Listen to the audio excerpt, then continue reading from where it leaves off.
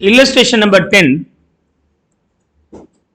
Digital Studio bought a machine for rupees 8 lakhs on April 1, 2013.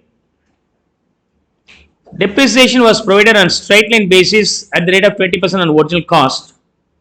On April 1, 2015, a substantial modification was made in the machine to make it more efficient at a cost of rupees 80,000. See, we may have repairs also, repairs and renewal. If it has value addition, okay, it will give extra benefit because of this income, this expenses. Then it should be capitalized. Capitalized means it should be addable with the assets value. No extra, then it will be chargeable to the P&L account, debited to P&L account. If there is any efficiency increase, that will be addable with the assets. So addable with the assets, debit to asset account.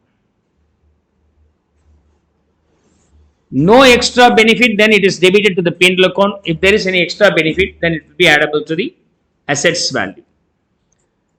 If I have a car, I do repair expenses. Okay, probably the tire may be worn out, I may replace the tire. It costs us around 20,000 rupees. So to replace the car's tire, it costs us me 20,000 rupees. Because of replacing the car tire, the car will not have any extra efficiency. It will run, that's all. That 20,000 will be then charged to the P&L account. Rather than that, if I convert the petrol driven car into the LPG driven car by fixing the extra tools, so that hereafter I can use the car for, LPG kit. LPG can be used for driving the car. Because of shifting from petrol driven car to LPG driven car, now I am able to save the cost. So there is some extra benefit I am able to enjoy because of shifting from petrol driven car to LPG driven car. That cost us me 50,000 rupees. That will definitely add the cost or benefit for the asset. No, so then it should be capitalized. This will also be addable with the car cost. Is that okay? Same way, in this illustration, on 1st April 2015, 80,000 rupees worth repairs and renewal carried over, but it increases the efficiency. Because of that reason, this 80,000 will be addable with the asset. Is that clear? And this amount is to be depreciated at the rate of 20% on straight line method. This will also be eligible for 20% depreciation under straight line method. So if you are adding with the cost of the asset, means that will also be eligible for depreciation, right? So here in this case, this is also eligible for depreciation. Routine maintenance expenses during the year 13 and 14 being 2,000 will have no importance at all. It may be directly debited to the P&L account. Is that okay? Drop the machine account, provision for depreciation account, and charge to the profit and loss account in respect of the accounting year ended 31st March 2016. So we have to prepare only for the year ending 2016 accounting year. It means 2015 and 16 only you have to prepare. Is that okay? So 2015 and 16, I need to prepare only this year. So here we have the asset here, machine account, and provision for depreciation.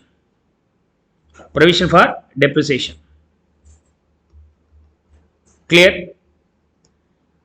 This is original cost, right? Original cost model. It will be appearing at its own original cost. Any accumulated depreciation on that will be available in the provision for depreciation. Here, machinery account debit, machine account debit to what? Opening balance. On which date? 1/4/2015. To balance brought down. There will not be any change in the value of the asset, so it remains the same 8 lakhs. It remains the same 8 lakhs. And on sometimes later, we incurred additional expenses. Okay, on 1st April, on the same date, additional expenses also incurred for repairs and renewal. That will increase the efficiency of the asset, so it will be forming part of the assets value. And this 2,000 can be directly debited to the P&L account. So repair expenses account debit to cash 2,000, and later that repair expenses debited to the P&L account. So P&L account debit to repair expense. That's how we can pass the entry. repairs debit to 2000 to bank. The next entry will be this repair expense is going to be charged to the paid account. So profit and loss account debit to repairs. To repairs. Is that okay? Now, there is no any other changes in the machinery account, so you can simply tally this. For the year end 31/3/2016, the value of the machinery being by balance brought down being 8,80,000 rupees. Is that okay? Because depreciation will not be adjusted in this account itself. We have a separate account which is called provision for depreciation.